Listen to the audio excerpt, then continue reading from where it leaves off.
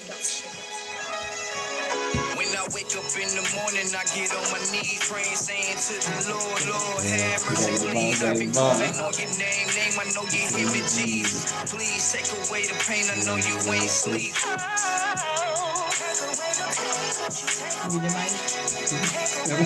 Come on.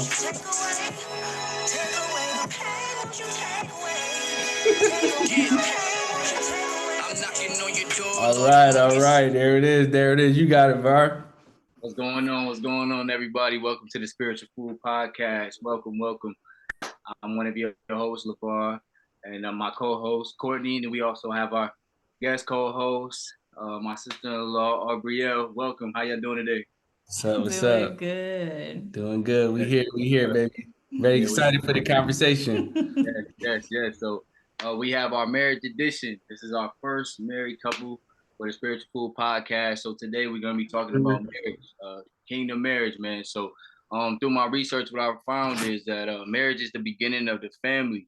It is a lifelong commitment in which it provides opportunities to grow and be selfless and to serve one another, as well as being fruitful and multiplying later down the road and serving our children as well. So a marriage, what I found is that a marriage is a union between a man and a woman, and it's so powerful because it's literally a union that mirrors the one union between God and His church. So off the bat, that lets us know that marriage is spiritual, right? So and God gave y'all marriage. God gives us our marriage once we get married, as long as we marry who we're supposed to be married. Now, so that teaches us to cherish it. And also, Jesus said, a husband and a wife are no longer two, but one. Therefore, what God has joined together, let no one separate. So I want to just jump this right off by saying, want to ask y'all, why is marriage important? Okay. I'm gonna pass it off to my wife because she gonna say I might be long-winded. So I'm gonna pass it to her, let her kick it off and answer the question, and I'll follow up after you, babe. Okay. So for me, for me, marriage is important because it is a true definition of yourself. Every day is honestly work. And I know I'm not the same person before we were married to where I am now. And it's a reflection of the things that I need to do to get into heaven. And it is challenging because when you're faced with the things that you've done all these years and someone is, letting you know, here's the mirror of how you're acting. It's like, ooh, am I that bad? So it's really like, I think of it as it's my, entryway into heaven. Because it's a reflection of what I'm doing, who I am, who I show up, to be in order to mirror God's love, not for myself, for my husband, my family, and everyone else that it impacts. So it's important because it could be, and it is the entryway, into heaven. No, I agree. And to piggyback off what I was just saying, like the importance of it, because marriage is the most important relationship that we'll have here on earth. And like you said, it's a reflection of God and His relationship with us as His people, the body of Christ. It's like, it's an example. That's what lets you know, to the point of like, how I treat her is going to know if I'm going to heaven or not. If I don't treat you the right way, like that's the first gift God gave me. Like, hey, I gave you a wife right here. Boom. Are you going to cherish that? Are you going to pour into it? Water my wife, water our children, and things like that. So when I think about marriage and its importance, I think it's important because when two people come together, now you're building a foundation for kids to be under that. So now you're training them up in the way that they should go. And now they're going to be a reflection of us. So the way that I treat her, our daughters are going to see, okay, I want a man that treats, me the way dad treats mom. And vice versa. I want to be able to treat my husband like mom treats, my dad. So again, it goes back to, it's just a trickle effect. If we do what we're supposed to do in marriage, and I'm mirroring God and His relationship with us, with each other in our marriage, and now our kids going to reciprocate and benefit from that as well. So to answer that question, I think it's important for us because it has an impact on the generations that follow us of what we're doing. And if we follow God, then everything will follow suit after that. So I think that's why it's important. Great answers. Great answers. I agree totally. So entryway into heaven, I think that was great. To put that, and then like you said, Courtney, reflection. You know, we gotta lead by example, man, That's a for our fact. children. So I love that, man. Next, what I have for my research, I have the five pillars of a successful marriage, and I want to ask y'all what the importance of each of these. Uh, why is this important for y'all? Um, as far as God. So obviously, you know, with God, but that's the first one. Why is it important for our viewers to know that they should have God in their marriage, and you know, obviously use ourselves as an example. You know, get answer. Okay. You go ahead, you kick it off. I think the conviction, you know, like you have something in you that tells you that you're not doing things right. And when you get into a space of an argument or something that happens and you know it's not right. We know right from wrong, Yeah. but when you have that relationship, intimate relationship with God, it's like, you know, you have somewhere to go back to say things aren't right. That's a fact. I need to pray. I need to pray over my marriage. I need to pray over my children. You know, Mhm. children create arguments. So it's like Yeah, we yeah. have to pray to get back. And I feel like if you don't have that, it's like that repetition of continuously doing the wrong things. And you don't have like that focal point to say, how can we make things right? We're not where we're supposed to be. How do we make things right? How do we get right back on the right path? And if he's praying and I'm not, or I'm praying and he's not, or we're praying together, like Yeah. it's an immediate shift. Yeah. And when you don't have that, it might prolong, you know, the evolution of your blessing at the end of the day. But I think that. Yeah, no, that's look, go ahead, Sister Golf, if you gonna preach them. Amen. Go on and preach I it. could snort. That was good.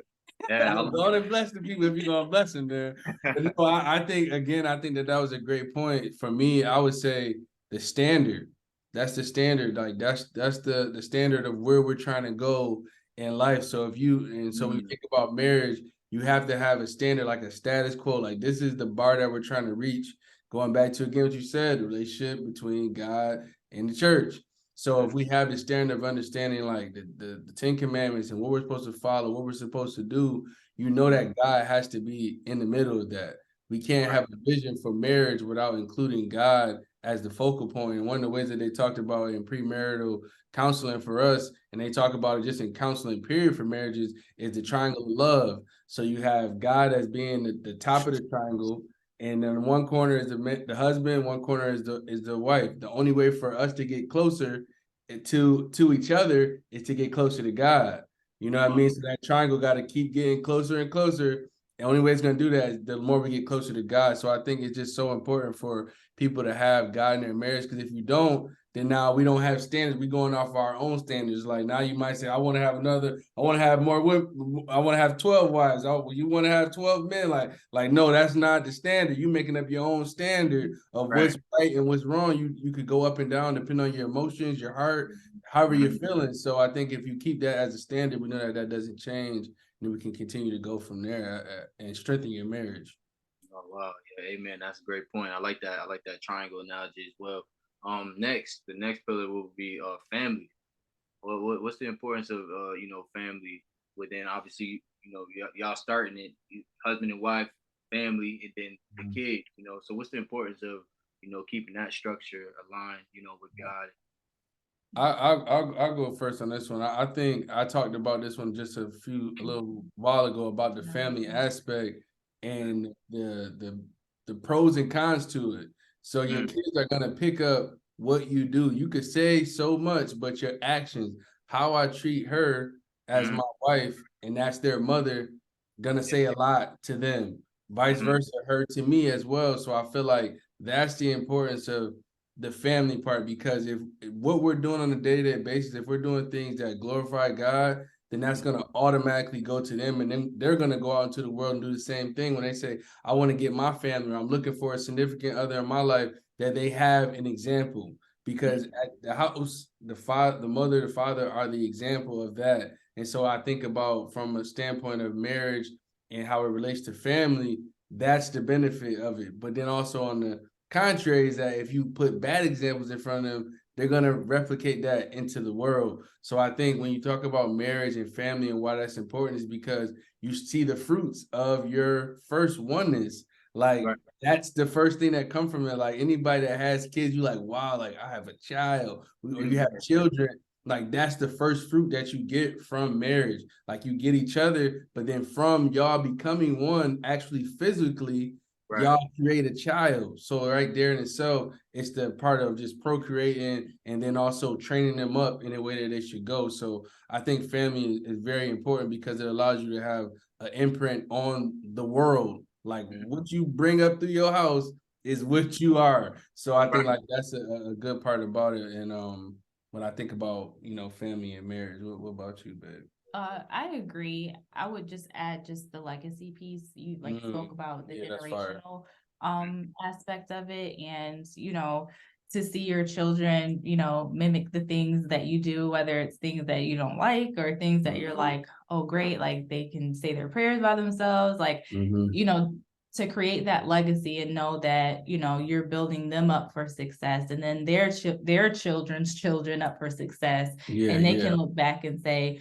oh, this was like grandma and grandpa. To me, that's just insane. And I think about my parents and then their parents, and it makes you kind of happy, like well, not kind of happy, it makes you really happy, like joyful happy to know that our grandparents, great grandparents thought about us and their prayers of where we are, right? So I would say that's why. And that's fire, and that's fire because again, it goes again because think about it, you go to the generations before us and you talk about that's passed down because God is in the core. Because most people who get married, I'm not gonna say all, but most people, they gotta have some sense of God in their mind because you're going through that standard of what it is. So if you have that mindset and knowing her grandparents, her great grandparents, and same on our side, they knew God. So that was passed down to understand the importance and know that. So that's like we're benefiting from what I'm saying from our generation before us. And that was what I was saying. Like that's the benefit of having that marriage because you pass that down. Like because if marriage is being passed down, I mean God is being passed down. Standard of what you need to be doing. Like you need to have a family, a unit, a home where kids can cultivate and be everything that they're supposed to be. They need their mother, they need their father in that home and grow together. And then you even have different situations where another, a bonus dad or bonus mom or bonus kids come in. It don't matter how that come together to make that picture, but it's supposed to be there to nurture those kids to get love and get everything that they need to be, the children of God that they're supposed to be in the world. So no, just to what you said, and I had to add on to that because that's just so important. And being able to look back and see that the generation before us is a beautiful thing. That's a blessing. Yes, sir. Amen, man. Man, y'all hit a lot of good points. Great points on that. The next pillar, communication. Good communication. We still learn. All right, now so I mean, I think in the first part that we talked about, like I'm not my same self, you're not, who you were when we first started, and our communication styles are complete opposite. How he grew up and how I grew up, which isn't a bad thing. It's just that it's different. And so how do we find our way to connect, communicate, feel comfortable, and meet each other where we are in order to move forward? And so, tools, resources definitely help us to do that. But the first part about it is to talk about it, like have an open discussion. And our new thing is like holding hands. And sometimes he laughs at me, like, because he's the one that created, he created us to, if we're in an argument, he's like, let me hold your hands. Because when you're holding someone's hand, especially the love of your life, like first thing you want to do is smile or laugh. Like, why you won't hold my hand? And so it's like, okay, you break the ice of feeling uncomfortable, and now you get to talk through what it is. And it could be something as small as he ate the last cookie, or it could be my attitude was horrible, right? So because we have, just No, that that's true. foundation, it has Yeah. helped. But I think the biggest thing is you have to talk about it. Mhm. You have to find ways that make each other feel comfortable, Yeah. about it. And when it's not right, it's okay to acknowledge it, and perhaps, get someone in Mhm. who's a third party that can help, him see my perspective, me see his perspective, Yeah. and then come to us like, okay, Aubrey, you wrong, and Yeah. Courtney, you wrong. Yeah. But let me tell you what you are doing right and some things to continue to do. And I think that has been helpful for us. But Yeah. the biggest thing is to communicate. He's the extrovert, I'm the introvert. So we Yeah. just pull it from each other. I like that. I think that's very, very important. I think one of the things that comes to mind when I think about communication in marriage is listening. I feel like most times you think about communication, we think about just talking and getting your point out. And when you first start off in marriage, and I would just say for me, like you like, nah, man, you like, no, you need to do this, you need to do that, you need to do that, you do that. And like she said, putting that mirror up to say, no, like what you're doing is not right. You shouldn't be doing that. And I feel like you have to be able to be in a spiritually mature place to listen, because no one knows you better than your significant other. Your mommy, your daddy, your sister, your brother. No, they don't live with you. Yeah. I love you, mother-in-law. I love you. She tried to come in the middle. Don't let her come in the middle.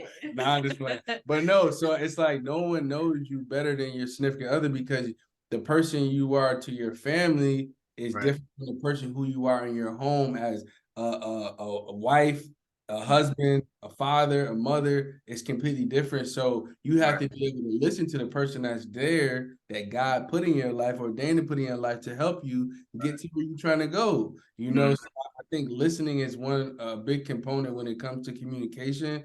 And into what Al was saying about like touching hands. I think I don't know if that was a counselor that told us that, or I don't know if I might have read it. I'm not sure I got it from, but what it does is it just really removes that tension, because the devil will have you where you like, I don't even want to. I'm out. I'm leaving. Where you about to go? You know what I'm saying? Boom! I'm out of here. He going to the front step and back into the house. Look, so you know what I mean, but you get to those points, but then when you're in those emotions, you're so high, you start thinking that your enemy is your spouse. Right. When you touch, it's like, okay, remove that. Like, nah, like listen, I'm trying to talk to you, like, okay, come here, girl. But I'll add this part to it. And it comes back to like the communication piece of it. And or I'm sorry, not the communication piece. It comes back to the God. Where does God come in? Because Courtney, early on in our relationship before we got married, we had some, challenging, arguments because we're still learning each other. But one thing that he always would do is say, no, that's the devil. Like, this isn't us. The devil coming in. And it had me really sit back and reflect, like, yo, you're right. Like, you my best friend. Why we gotta talk to each other like that? You know what I mean? So it goes back to like, when you have that foundation with God, you have that conviction to be able to understand, where the insult is and how do we get, to our future of, loving each other. And the biggest thing is, reflecting on God's love to each other. Yeah, no, that's a fact. That's definitely. Man. Those were some great answers that definitely blessed me, and I know that's blessing our viewers. I think y'all hit a lot of key points on a button, but all you said, you spoke on being comfortable, and Courtney spoke on listening. Like, those are very, very good communication skills. So those were key, man. Great response. Hey, can I intercept real quick? Because I want to add one other thing that I think will be helpful, and I got you. One other thing that I would say is removing assumptions. And I remember we talked about that like on one of the other episodes. I was like, you getting mad at your girl or your wife, and you ain't never tell her what it was that you mad about, or vice versa. You assuming you want this person to move off of your feelings, and you ain't never expressed what your feelings are. Like, I'm mad. I want you to know why I'm mad, but I ain't gonna tell you why I'm mad. So you better tell me why I'm mad so we can get back to where we need to be. Like, that don't make sense. And that's where I think another thing is removing the assumption, because again, when you get with your significant other, like, we knew each other for a while, but you knew me for a while. We grew up together, live in the same room, sleep safe, you know what I mean? So you know it, like, oh, nah, something ain't right because you got 30 plus years around me. But when you get in your marriage, oftentimes you want this person to assume and know the things that your mother, your father would pick up on. And it's like they don't know you that well. So you got to build that to become on. And then once they get to that point of knowing you after some years, now it's okay. All right, okay. She's a little quiet, and it should normally be okay. So I might be wrong. Or hey, he might not. Oh, he normally, you know what I mean? Pick up more. But early on, when you're becoming one, which is so hard to do, it's like you assume sometimes. You got to remove that assumption. So I want to throw that one out there because somebody might be doing that in a relationship, assuming, and that right there, again, the devil just trying to get in to attack the marriage. So just wanted to put that in there too. Amen. Great point. Next I have finances. Like what comes to mind with when y'all hear the word finance, and what's y'all advice to couples, married couples out there on finance? Yeah. I learned this before marriage, and it's just tithing, like giving God back, what he has provided us, which ultimately we get well more than what he's even asking for. So that's first. Second, I would say remove any insecurities about finances, so that way you can both put your finances together. Yeah. So regardless if one, makes more, than the other, like, it's no shame because it's all of our money, right? And the biggest thing is we want to have a vision of how we want to move our household, not what you want to do, what I want to do, what's best for our household. And that's based off of God's vision through his tithing, through praying, and taking care of the things that we know we should take care of. So when you have it as one, you get to move, in abundance of God's blessings. No, that's beautiful. I think that's awesome, because I was thinking through the question in my head, and you hit it right in the head with saying tithing, because I didn't even think of that initially. I think that that's very important, and that's something that we do not play around with. Any dollar, penny is going, we 10% going to God. We do our tithing offering, and I feel like I know for a fact I've seen God bring abundance in our life, financially, but then also in good health and our family and our friends, because you can give that back to God, but it come back financially, but it also in other ways. And so that's really big for us when it comes to financial. And then I think the other thing is when it comes to finances within marriage, is to realize that when you come together, you have more. Some people try to divide it, and it's like, all right, we just put this amount in here and this, but you really, like God says, like, what's mine is yours and yours is mine. So at the end of the day, that's the way it has to be with finances. But you also have to go back to the last pillar, communication, because you have to be in communication to say, hey, if I want to go buy something, if I go buy some bubble gum, I don't gotta say, hey, I'm about to go buy it. But if I'm like, oh, I'm about to go buy this brand new car that's $50,000, $80,000, I need to probably go have a conversation with my Not probably, you need to. Yeah, you know what I'm saying? Like, you just can't pull up to the crib like, yeah. Right. You know what I'm saying? Like, you gotta have those conversations, because communication is important, and I think it's a give and take that comes with it, because there's gonna be things that one person might spend money on that you don't see value in, versus the other person like, hey, I really want to do this, but it's about compromise, and then from that point, I think another thing, another pillar that you said was family. Like, once you get married, I want to throw this out there about financial, what's the word, like, I'm looking for, like, your financial legacy, or providing things for your kids and to come, like life insurance. That is so important, and a lot of people in our community don't do that. When you get married, you need to get life insurance. You need to get those things, so if something were to happen to you, but at the end of the day, we all got a date.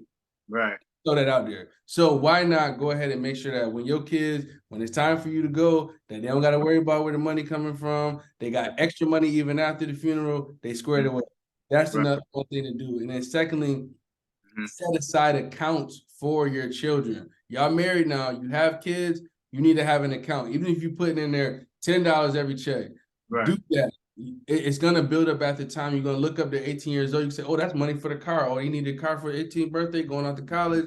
You have to do that. Think about, your family and that aspect when it comes to finance, because it's not just about right now, but how can you set your kids up? Because in the Bible it says that like a man that don't leave nothing for his children, like God don't even like that, like, because that's your priority, that's your job as a parent. So I think that's another thing that I wanted to throw in there just as education, because what she said was spot on, but taking it a step further to make sure you're creating that generational wealth in your family.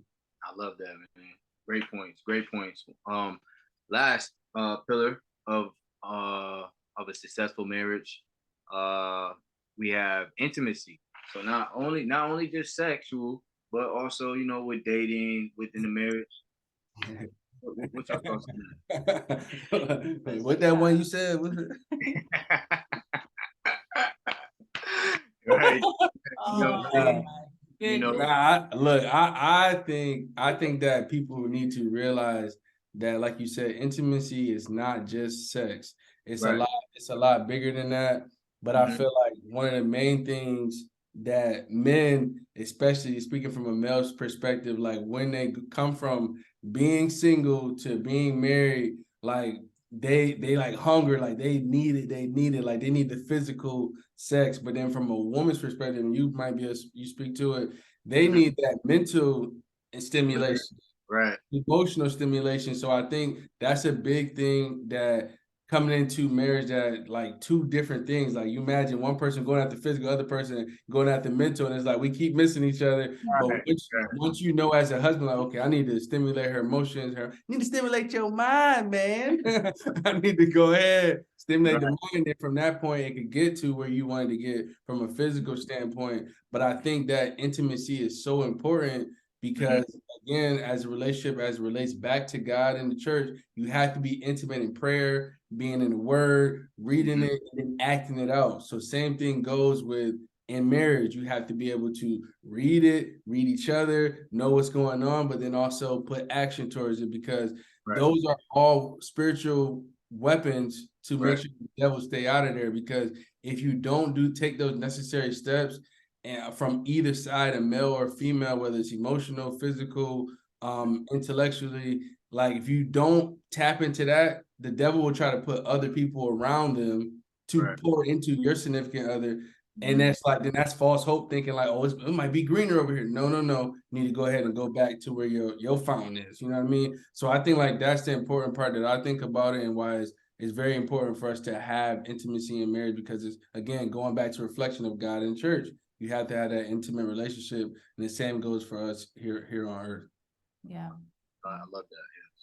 I agree. The Bible is so unique because like God was like, there's so much poetry, into it. And like, if you wanted a definition of what intimacy is, I would encourage those to, go into the Bible and see exactly what God, defines intimacy as. But I do agree it is, different layers, and to talk back and to bring back in the other pillars like communication, it goes back to communication.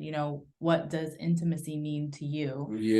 And then those love check-ins to say, am I meeting you where you need to be? And is there something that's missing that we need to, come back and talk through? There's seasons in marriage. You don't have seasons in relationships because you have an out. Before marriage, I mean, you have an out. No, we don't have an out, right? Because we don't believe in divorce, but there's outs in other relationships. So like, this is all we have. So we got to talk about it. Make it work. However, we got to make it work, and know that we're both in it for the long run. But communication, check-ins, and just being comfortable to talk about it. Yep. Wow, amazing. That was great, guys. That was great. So as y'all see, we at the 6:30 mark. So in closing, what advice do y'all have for some of our viewers who have the desire to be married, but they have not met that person yet? I think I think you have to continually growing and becoming whole yourself. So we all still have growth that we have inside of us, and we have we have to be able to become whole, because I think even for myself coming into marriage, I thought like she was gonna take some of the things that I didn't have to grow, and I'm like, oh, I don't gotta grow in that area, because if I have my wife, then you know what I'm saying, we gonna grow together. But Right. God shows you quick and fast in marriage, like it's about you. He's developing me as a husband, as a man and God, as a father of children, to be better. So it's not about my significant other. I can't go and be like, God, you need to make her do this. And God, like, well, what about, okay, well, what about you? Do you do that? Like, you know what I'm saying? Like, so that's where it puts you in that place, when you have that relationship with God. So I think the most important thing is to prepare yourself. And once you prepare yourself, then you'll be better off once you get to that point, because you're as close to whole as you can be before being in marriage. So what about you? Yeah, I think for me, can you tell me the question again? I'm sorry. Yeah, no, you go. Yeah. So pretty much, what advice do you have for some of our viewers who have the desire to be married, but they have not met that person yet? Gotcha. Okay. Yeah, definitely to pray on it. And they Because may be discouraged too, yeah, yes. And I've been there. I definitely understand. I've been there. And to pray about it, and you have to release control, because we feel that we are so in control and we're not. Right. If we wanted our own desires into a marriage or relationship or whatever, and we take away what God's ultimate blessing is, we will be cutting ourselves short. Like, Yeah. I would not. I'm just thinking back, right? I would not want what I thought I wanted. I'm so glad God was like, You're blessed. okay. You're blessed. Why? Okay. You see how you just messing up my little 2 My minutes I got? fault. I'm sorry. But you're blessed. You're blessed. I'm blessed too, though. I'm blessed too. Yeah. My wife look good, don't she, y'all? Oh my gosh. Amen. Amen. Release control, and